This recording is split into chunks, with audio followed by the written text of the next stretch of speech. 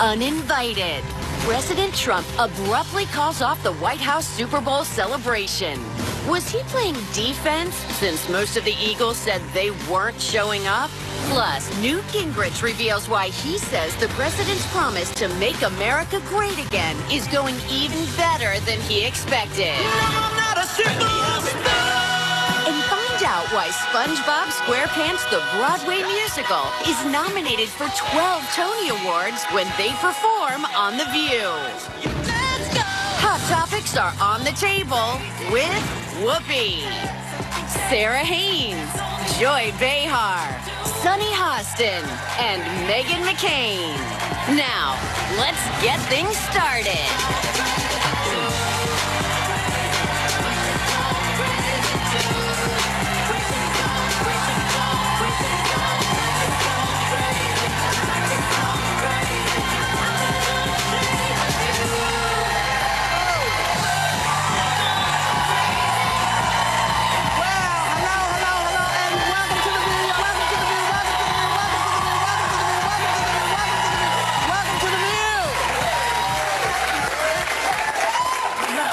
I notice that there are some nuns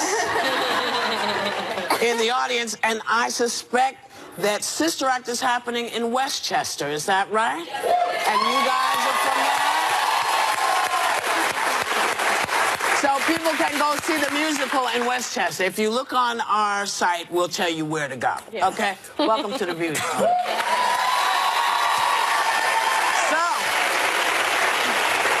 The Super Bowl party is over at the White House. The current resident tweeted that since only a few Philadelphia Eagles decided to come, they canceled it. He added, staying in the locker room for the playing of our national anthem is as disrespectful to the country as kneeling. Now, ex-Eagle Torrey Smith shot back, tweeting, to make it about the anthem is foolish. It's because most of the team doesn't want to see him. So why does he, because remember, they were not a team that was kneeling. No. In fact, not one player, it's notable that not one player kneeled the entire season. No. So why is he making, it's not about the anthem, dude. You know, it's because it's a good point for him. I think he feels that his base, that this resonates with his base, so he has to make it about him. I was talking to Candace, our social media coordinator, and we were, you know, when there's a guy that's like trying to talk to you and he's like, hey, cutie, and you kind of reject him, and then he's like, you weren't that cute anyway. Yeah. I think that's what basically is happening with Trump. The rejection that he's feeling from the cool kids is really smarting. Right. You know, it's really affecting him. Yeah, there were a couple of...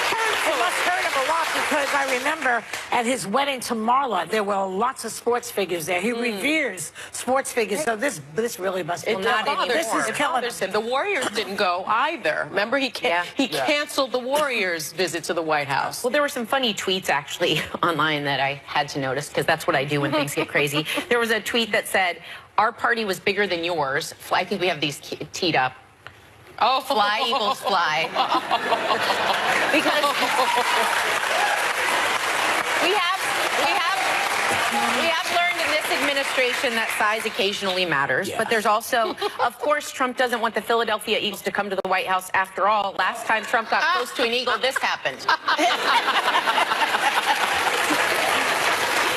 I mean, it's unfortunate, I think, that he's making it about the military. That he's trying to make it seem as if NFL players are anti-military, when in fact many NFL players, former and current, have served in the military. So it's unfortunate. I think when you get invited to the White House, you should go. Period. I think the White House and the presidency is bigger than one man. I don't like how political sports has gotten. We've talked about that many times on the show. There are times people have asked me to do things and take phone calls. I remember being in different times with people who I politically have vastly different perspectives on the world. I know it's a different time, but I do think sports should bring us together. And I do think when you're invited to the White House, I don't care who you are, it's an incredible experience. Yeah. And I wish we could table it at the time and really just come together in one way or another. What you're talking about with the anthem, it is a total culture war, ground zero issue for him to be using right now in order to gin up his base. Yeah. Well, the Eagles, Torrey Smith, sorry, darling.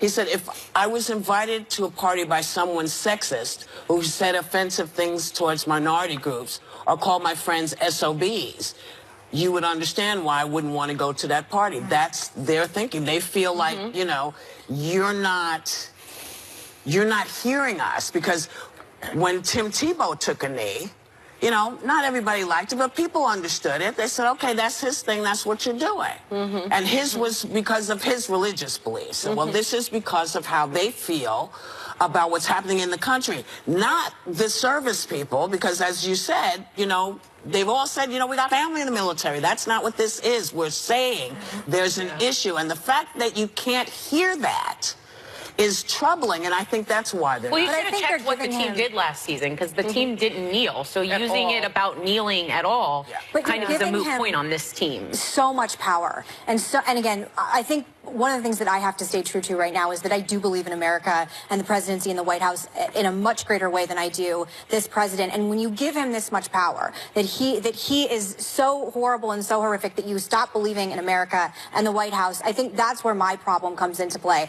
I have grave issues. But they would be hypocritical then if they went. I think you can go like Kim Kardashian did, and I'll give her credit, and maybe use that moment to say, this is why I kneel, this is why I don't, to start and have a conversation. But I think we're just going into our different tribal directions and getting absolutely nowhere. But his behavior is beneath the dignity of the Do you know what, office Sonny? of the I know, presidency even of the they make United death States. jokes about you know? my father, Exactly. I know. But I'm telling you that even for me, at this point in time, even for me, and I've been through a lot with this administration while my dad has cancer, even for me, he is not bigger than the presidency, he's not bigger than America, he's not bigger than the White House, and sometimes you just have to come to the table and have the And conversation. they should have sometimes you gone? just have to walk away. Sometimes you just have to say no. Who was the vocalist that was here that got invited to sing at the inauguration?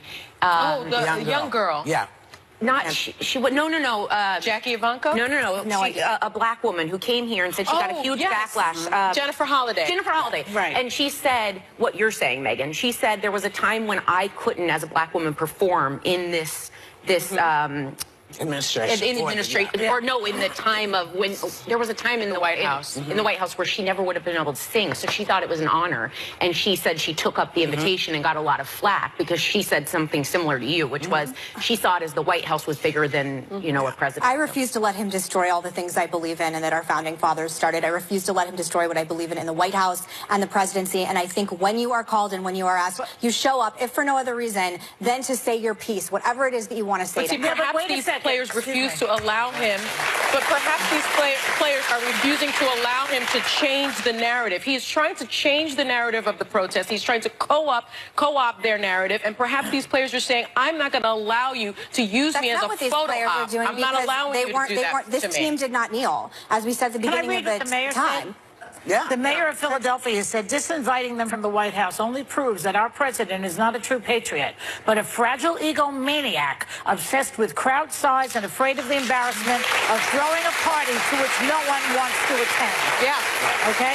Listen, we're in total disagreement, but I would go to hell and meet with the devil himself if I thought it could change something for Sometimes the better of protest is a America. louder voice than showing up. Listen, that's all we're doing, though. We're in different corners, and we're never going to talk to one another. Well, on this no, we platform. will. We will. But it would be nice if this particular man did not do and say some of the things that he said. Really, when you're questioning whether these guys should be in the country at all because they disagree with you, when you talk about them like they're layabouts, sucking off the teat of America, not working for their thing. Yeah, I think they're a little pissed at him. I understand they're a little pissed at him. And sometimes you can suck it up, but sometimes you can't. I think it's just hard. And you know what's harder? What? Trying to go to break. Still ahead, Clinton cracks how Bill lost his cool when he was asked about Monica Lewinsky and why he says he's a victim too. If you're in the white-hot center of the news, this is where you come to voice your view. Character matters. Truth-telling matters. Women are not going to be silenced. They're not going to be intimidated. They are going to speak their truth. Because this is the only place in daytime This is the interview that meant the most to my wife, so thanks for... taking on the newsmakers. What I do for a job doesn't impact my ability to know right from wrong or to tell the truth. We're The View. I take such pride in the idea that the president watches our show. He sure watches this show. Hello. On ABC.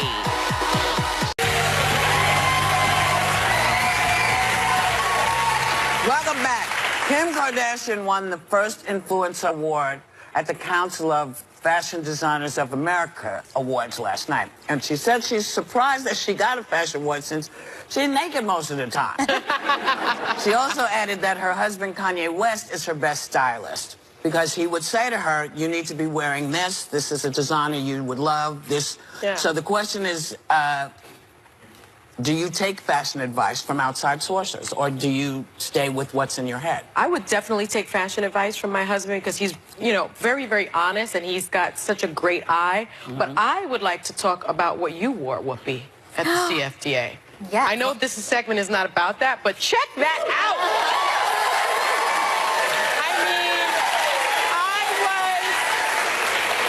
I love fashion so much, but that's an iconic look. That is a great look. It's That is so Christian fantastic. Siriano did that to me. Absolutely stunning. He asked if he said, would you mean- wear a fuchsia suit and a hat? And I was like, sure. Like, Fuchsia was right behind. And then he made it. It just blew me away. It was gorgeous. And these are the shoes I had I like that. underneath. I like it. You always pull out. It just blew me He away. designed your Oscar gown, too, Yeah, though. he did the Oscar gown And he put that you I on a wore. combat boot. Yes, he did. Yes, he did. But anyway, getting back to Kim. But the idea of someone outside of yourself saying, hey, let me give you, maybe you should try this. Is that welcome? Yeah, but not my husband. No? When I met him, he was wearing bell bottoms. It was 1982. When you met him, he wasn't wearing clothes.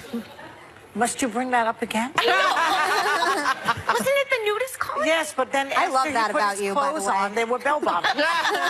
I would take advice from my husband because I live in Yeah. sweatpants. I'm like a function over fashion girl, so I am all about comfort. The problem is when I try, then he's not good with women's fashion, so he knows he doesn't want what I chose. But then when I put stuff on, he's like, I don't know, what, you know. So I end up risking more when I'm not in athleisure wear. Right. Well, I know how to mix and match those. I thought it was wonderful that Kim said that about Kanye, that he really was a style influencer for her. I mean, he does have that We line. have, him, though, we I have a thought. stylist on this show, and she basically dresses all of us, and we just Yeah. go along with it. Okay. Yeah. So obviously, Absolutely. we take advice. Yeah. Yeah. Would you take advice from Ben? I mean, if Ben had it his way, I would just be like having so much cleavage all day, every day. And I'm not taking advice from Ben because that's ridiculous. I don't know. I believe in letting experts be experts, and I Yeah. take fashion advice from people who are fashion experts. I am far from it. So Yeah, I'm not anyone, fashion. and I just leave it to the experts. That's how I feel. Yeah. Yeah. Well, I wear what I want. Yeah. And sometimes people say, could I put you in something? And sometimes it's like, mm-mm. You wore that fuchsia outfit. I wore the outfit, Yeah. but sometimes, no, other people have asked to put me in things. And the best thing that happened last night was I came, because everybody and their mother was there, every fashion person. Right? So Donna Karen turned around and said, I had to chase you around the table to try to put some color on you. My God. Yeah, because, I like black and white. You trust Christian, too, though. I trusted, well, I trusted them, too, believe me. But I just wasn't ready for color. And then you were. The sun is still shining on summer savings. So go to viewyourdeal.com now to dive into some of this season's coolest stuff for $20 or less. They don't want to judge basing, stuff on physical appearance. And instead, they're focusing on passion and intelligence.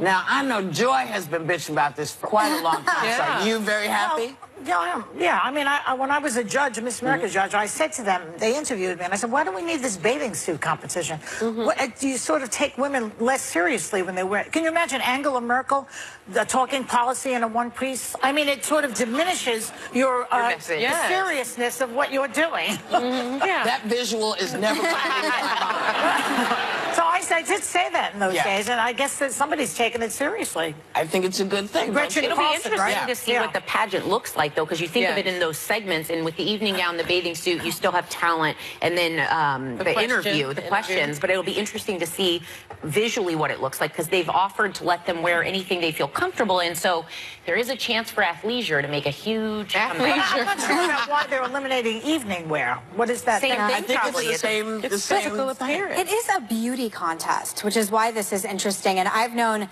many people who've competed in the Miss America pageant. My good family friend actually married a Miss South Carolina. And my problem wasn't that the bathing suit competition existed. It was the lack of body diversity. I think if you actually had, like, a girl that looked like Ashley Graham, plus-size girl in a bathing suit, it's more about, like, celebrating bodies of different kind. And to me, it was all one body Don't you type. think it's so distracting, though? And it takes away from what you're speaking, because you're looking at what, how this is and how this is, and does she have cellulite and are her legs long? The ratings are down, and I don't think it's not that it's not, because again, there's an argument to be made that it's outdated. But I have known so many beauty queens that are smart and interesting. Gretchen Carlson's a Rhodes Scholar, and I think that it's okay. And I've seen, because in politics, Miss America or Miss South Carolina or whatever come out on the road. Little girls, there's still girls get very excited to meet them. So I mean, I guess they're just evolving with time. But they're changing it. They're saying it's not a pageant anymore; it's a competition. I always thought that these pageants, I don't know what message it sends to young girls. Well, they have to be judged by their looks. Well, it used to be anyone could be Miss America. Yeah. That was the thought process. Yeah. And so, when you're doing, well, I think the idea of a beauty pageant has had to evolve because we don't judge each other anymore on our beauty. Yeah. So I think they had to find a different way to do it. I see what you're doing. I know what that means. You're judging me not on my beauty, but whether or not I can go to break with elegance. So, we'll be right back. Does Newt Gingrich believe the Trump campaign was a victim of Spygate? Does he think the president has the power to pardon himself? He's live on The View next.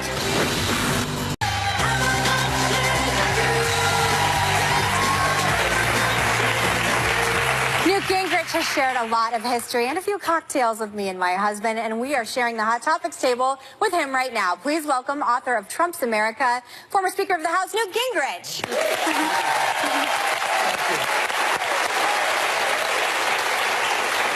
First of all, I'm so glad you're here, Newt. We are good friends. You go way back with my husband. I actually have a picture for everyone from 1995. See the one with the glasses? That's my husband with you after the Contract for America signing in 1995.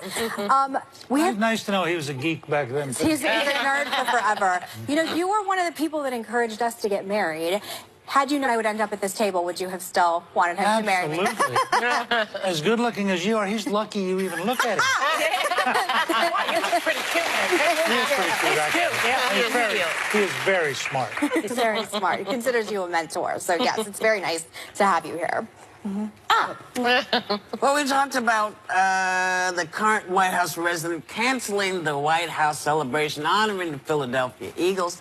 Not one of the players took a knee during the national anthem at the Super Bowl. So what is this really about?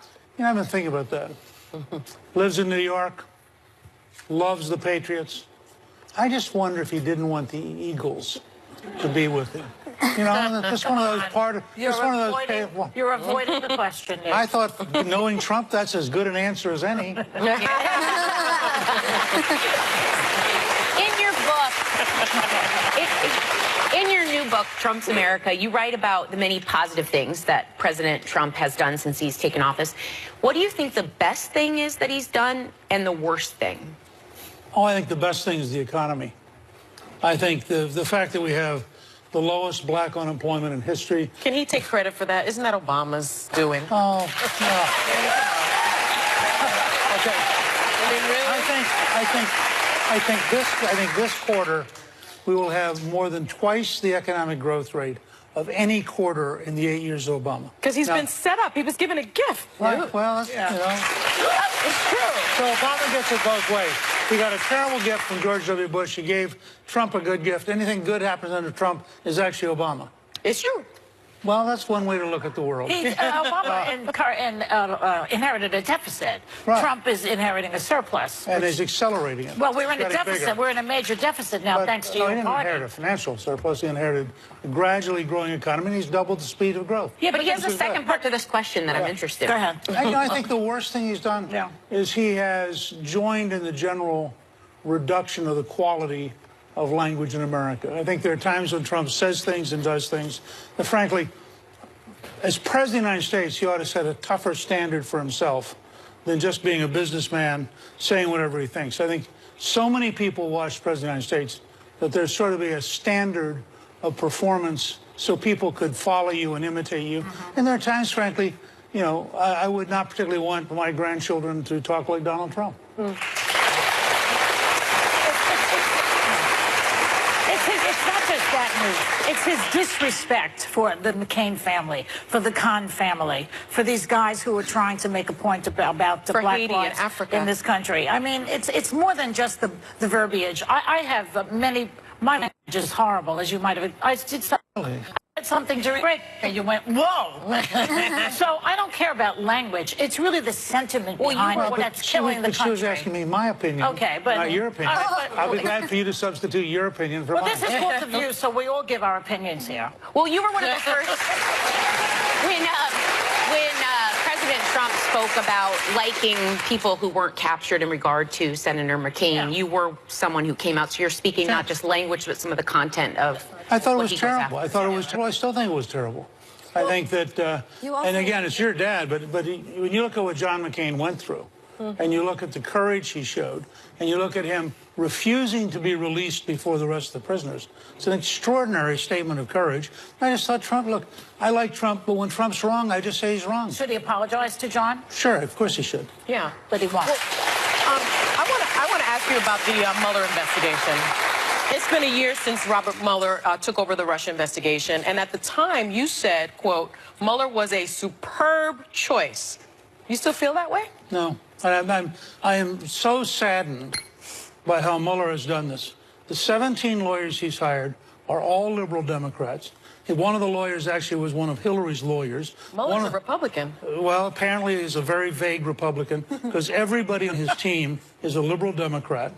The fact I don't know is, if that's true. A lot of them are Republicans, too. I don't think that's true. Really, aren't lawyers like judges, though? You entrust a judge to be objective. Aren't lawyers supposed to approach the law in the same way? This is the U.S. Attorney's Office. I didn't know the politics of anybody that I tried cases with. I can guarantee you that if you look at who they donated money to, you look at the fact that the worst lawyer in his group was at Hillary's election night event. And in fact, that lawyer was repudiated 9-0 by the Supreme Court for having hid evidence in a case he prosecuted. I really am saddened by how Mueller's handled this. So you're saddened by the team put in place? But look, I have a very simple Jerry Maguire comment. Remember Jerry Maguire, show me the money? Yes. This guy's had $17 million, a year and a half. It's supposed to be about Russia.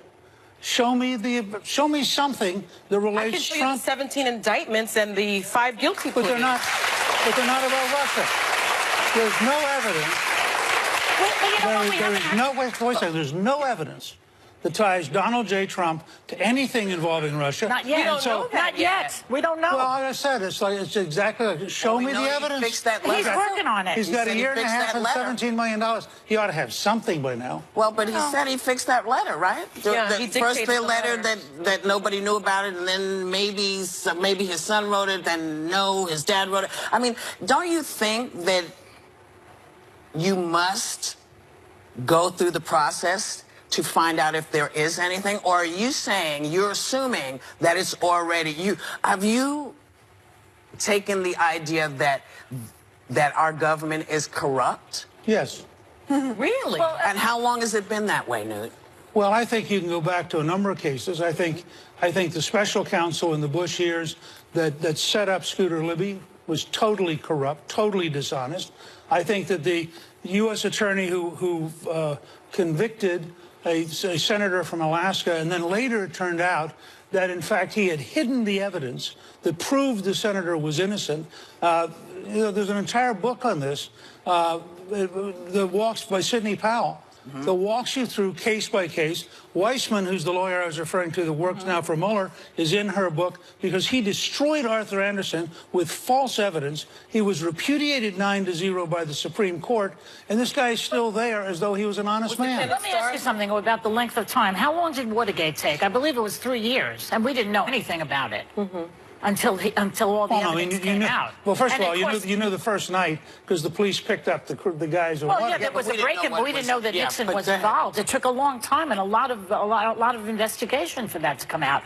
This is the same situation. We don't know what Mueller has. He's tight as a drum. This guy. Nothing has leaked. They leak to the New York Times anytime they want to leak. Look at the number of leaks in the New York Times.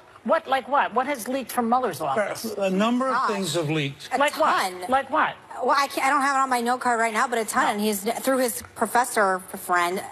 What is leaked? Oh, you mean the Comey? Well, wasn't that was Comey, I'm sorry. We have to take a Mueller. But my only question is, again, I know it's simple-minded. He said $17 million. He said a year and a half. Yeah. He has a whole bunch of professional. Maybe it's $1 million per indictment. But if you look at what they're doing, look. Let me give you an example.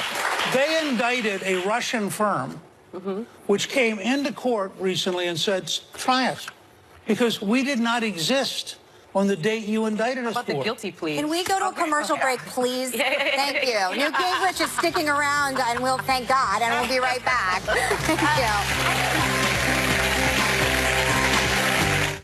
This week on The View, the hot topics are out of control. Oh, yeah. And just look who's hitting the table with their views. Mira Sorvino, Nancy Grace, Niecy Nash, and Rob Reiner. So watch it. This week on The View. Tomorrow, Oscar winner Mira Sorvino in her own words. How she says she survived a sexual harassment nightmare from Harvey Weinstein and how he tried to destroy her career. We are back with Newt Gingrich. So you were one of the first people that really understood Trump in a way that you expressed it to me in a way that I really understood. I want to know, what do you think is the most misunderstood thing about the president and why his base of support is at an all-time high? I think the most misunderstood thing is he's extraordinarily smart. I mean, this is a guy who made billions of dollars, beat 16 people for the nomination, beat Hillary Clinton in a $1 billion campaign. You know, this is a guy who's enormous intelligence. And the biggest part of that is, on little things, he's totally unpredictable and sometimes self-destructive. On big things, he's very consistent. He does what he says. He sticks at it month after month. And I think we get confused in part because the news media picks up all the small things and gets anxiety-ridden. And frankly, part of the purpose, I think, every morning of his tweets is to remind liberals he's still here. He knows it drives them crazy. They wake up in the morning, the first thing they see is a tweet by Trump. They go, oh, my God, he's still president. Yeah. And that just means all the reporters... to Americans who are not, you know, who say I'm really for the country. How does that make them feel? Well, I hope that most Americans who are for the country would like the President of the United States to succeed. Well, one of the things he's doing. So I know this is... Could I ever stop you? I can't imagine. Well, yeah, you could. You know, I'm never rude. But if you think most people would like the American president to succeed, do you think that the Speaker of the House, the President Speaker of the House's attitude towards Obama when he said, I'm going to do nothing to help you think that was helpful? Mitch McConnell. No, actually, it was McConnell. That was, sorry, Mitch McConnell. No, and I think he probably shouldn't have said it. Okay. By the way, I also think it doesn't help our side. It never helps either side, Democrat or Republican, to jump up and say, I'm so partisan, I'm not going to help this. You know, Clinton and I got lots of stuff done together, even though on occasion we fought, like every day. But I think the country doesn't mind you fighting if you're also producing. Well, the problem is, Newt, that he lies so much. 9 lies a day. He can't seem to tell the truth, and then he attacks the press. Well, as a supporter, I'd rather think he has alternative facts. And as a patriot, patriotic American, don't you hate the idea that he puts the press down? That's the First Amendment of this country. We don't have that. We have nothing. No, the First Amendment is the right to have a free press. That doesn't mean you have to be obedient to it. Well, Fox is obedient to him, though. Fox is obedient. Fox is relatively obedient. Yeah, very. That's like state-run. Well, I could watch this all day long. Thank you so much, Newt Gingrich. Members of our audience are getting a copy of his new book, Trump's America. We'll be right back.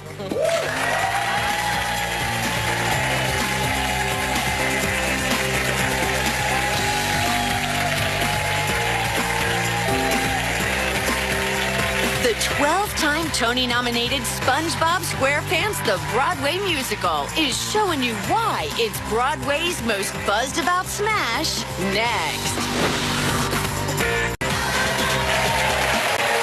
We are back with Newt Gingrich.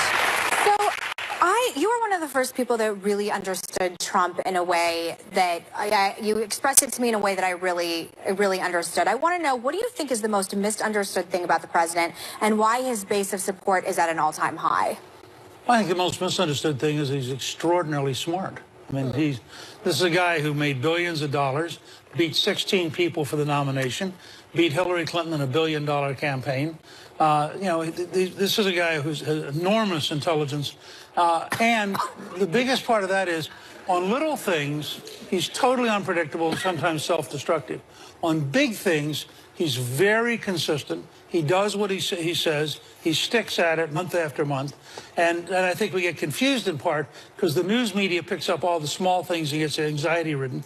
And frankly, part of the purpose, I think, every morning of his tweets is to remind liberals he's still here. He knows it drives them crazy. They wake up in the morning, the first thing they see is a tweet by Trump. They go, oh, my God, he's still president. Yeah. And that just means all the reporters... to Americans who are not, who say I'm really for the country. How does that make them feel? Well, I hope that most Americans who are for the country would like the President of the United States to succeed. Well, one of the things he's doing. So I know this is... Could I ever stop you? I can't imagine. Well, yeah, you could. I'm never rude. But if you think most people would like the American president to succeed, do you think that the Speaker of the House, the President Speaker of the House's attitude towards Obama when he said, I'm going to do nothing to help you think that was helpful? Mitch McConnell. No, actually, it was McConnell. That was, sorry, Mitch McConnell. No, and I think he probably shouldn't have said it. Okay.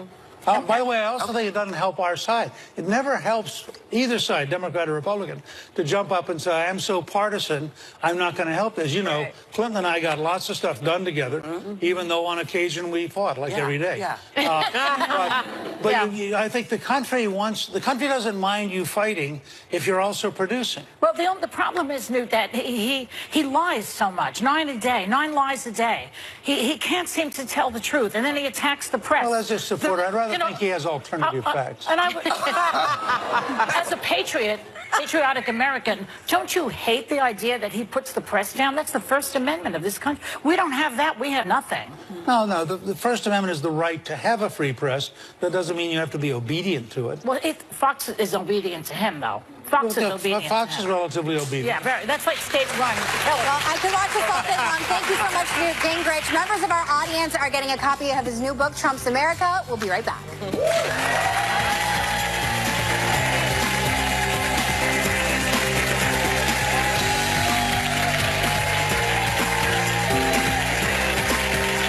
The 12-time Tony-nominated SpongeBob SquarePants The Broadway Musical is showing you why it's Broadway's most buzzed-about smash next.